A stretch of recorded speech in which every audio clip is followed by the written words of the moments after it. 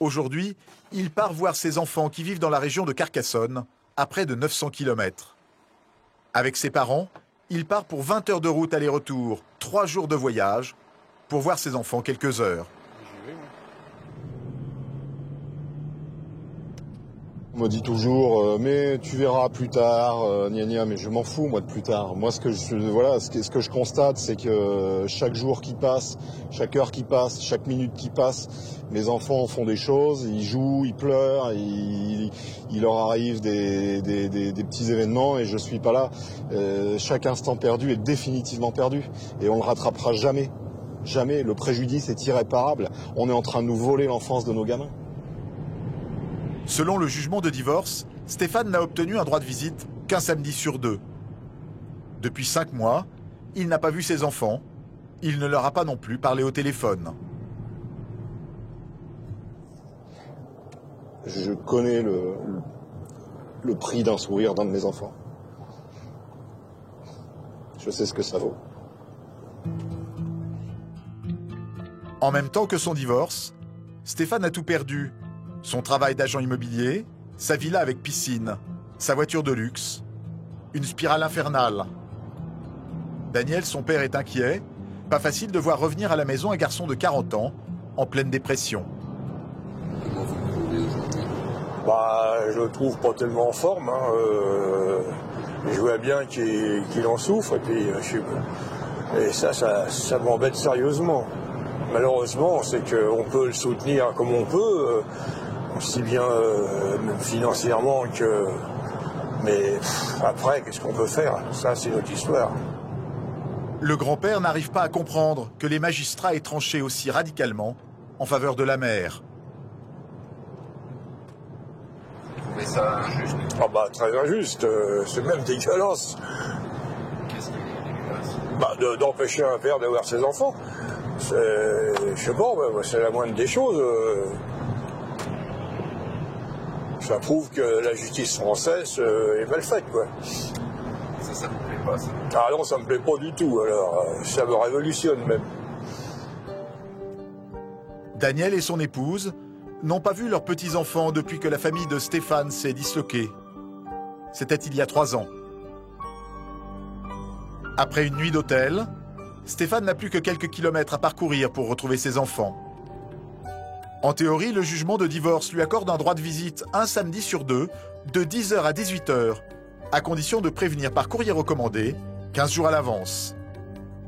Dans la pratique, il n'a pas les moyens de faire ce voyage bien souvent.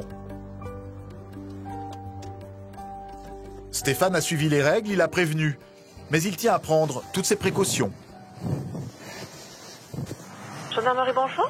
Je viens pour signaler que je m'apprête à exercer un droit de visite et d'hébergement. Donc au domicile, là je me rends au domicile de la mère de mes enfants à et je crains une non-représentation d'enfants. D'accord. Je vous recontacte très prochainement. Oui, bien sûr. Voilà, merci. Au revoir. 10h du matin, pile à l'heure, Stéphane se présente au domicile de son ex-épouse.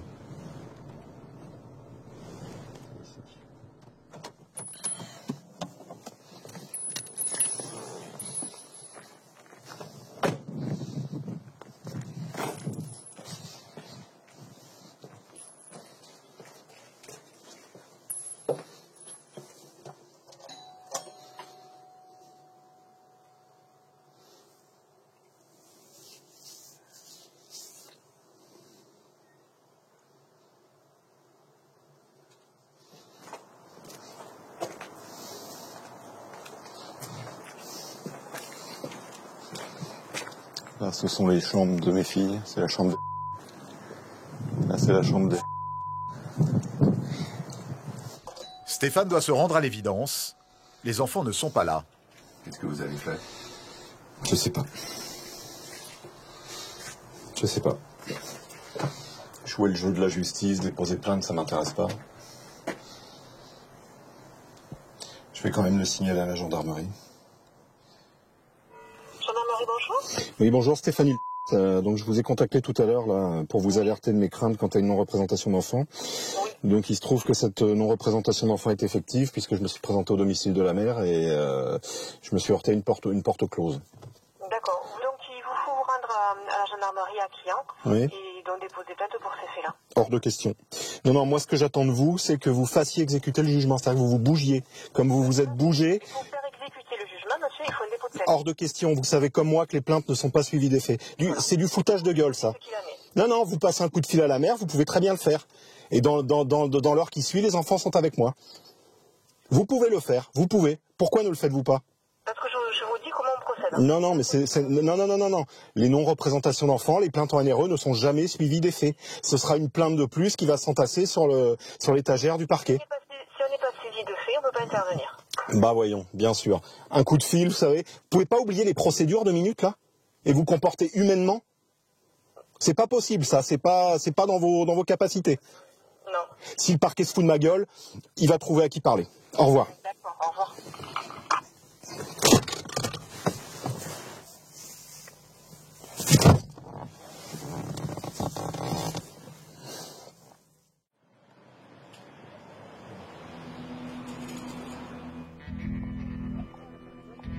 Ils viennent des quatre coins de la France. Ils ont trouvé cette forme de revendication pour mettre en scène leur colère, là-haut, en altitude.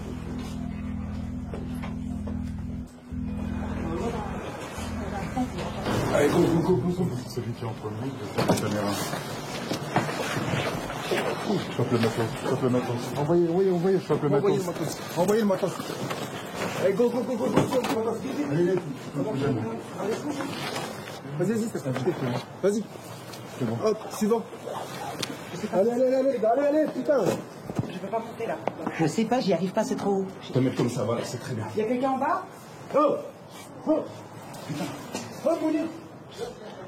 À 83 mètres de hauteur, l'opération peut être périlleuse. Allez, vas-y, c'est bon. Allez, hop. Voilà. Bonjour mesdames et messieurs, nous sommes ici aujourd'hui au Sacré-Cœur pour défendre le droit des enfants à être élevés par leurs deux parents. Faites la fête, profitez du bonheur, parce qu'à nous c'est interdit, parce que nous sommes dans un système judiciaire qui ne respecte pas le droit. Les droits des enfants sont bafoués. Soutenez-nous, ne laissez pas faire la force publique. Claude n'a pas vu sa fille depuis 3 ans. Frédéric a perdu ses droits à la résidence alternée quand la mère a déménagé. Le fils de Mounir a été emmené par sa mère à l'étranger. Antonietta a été contrainte par la justice belge de laisser son fils de 3 ans à son père. Stéphane, lui, ne peut voir ses 5 enfants que quelques heures par mois. Par ce coup de force, tous espèrent remettre en cause les décisions de la justice. Pompiers, officiers de police, agents de renseignement, brigades d'intervention, plus de 40 hommes en uniforme sont mobilisés.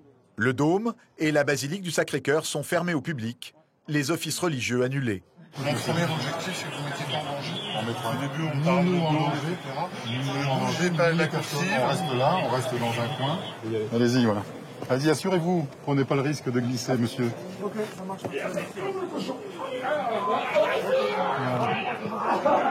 Ah, c'est pas le Belmondo, hein. Vous étiez avec lui, monsieur?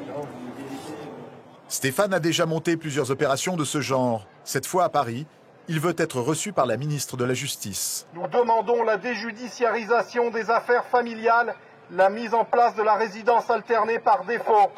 Ce sont des revendications légitimes, c'est facile à mettre en place, ça existe dans d'autres pays européens, donc pourquoi pas chez nous, quoi. Donc il va falloir qu'on nous écoute, très clairement. Moi je suis pas là pour trier les lentilles, je suis là pour que ça bouge et pour qu'on aboutisse. Leur discours semble avoir du mal à être entendu. À la fin de la journée, pas de rendez-vous, pas d'interlocuteur. À l'unanimité, le groupe décide de tenir le siège et de passer la nuit sur place.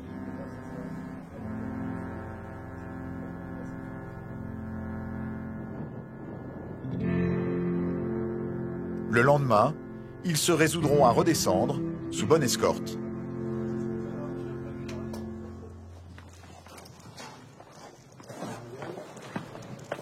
On va leur donner vos pièces d'identité, il n'y a aucun dépôt de plainte. Bonjour messieurs. Le recteur de la basilique n'a pas porté plainte. Il n'y aura donc pas de poursuite.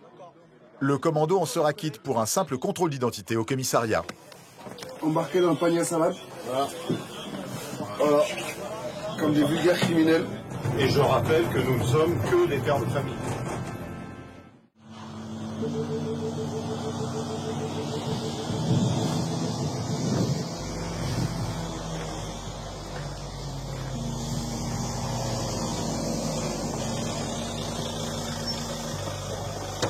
Bonjour. Oui. Pardon ? Vous venez faire exécuter ma décision de justice? Je vais faire exécuter. Elle habite où Elle habite au fond, l'impasse à gauche. Et c'est fermé? Et c'est fermé, il n'y a personne. D'accord. Donc moi, ce que j'ai eu une dame à l'instant, ce que j'attends de vous, c'est que vous passiez juste un petit coup de fil à la mère, que vous lui disiez, monsieur, il est là, est-ce que vous pouvez vous présenter avec les enfants? C'est tout. Oui. On me dit, allez porter plainte. Non. Si. Non. C'est jamais suivi des faits, vous le savez très bien. Mais justement, mais à la longue, c'est suivi des faits. À la longue, c'est un délit pénal, monsieur. Quand un père refuse de payer sa pension alimentaire, il va en tôle. Pendant près d'une demi-heure, les gendarmes tentent de joindre la mère.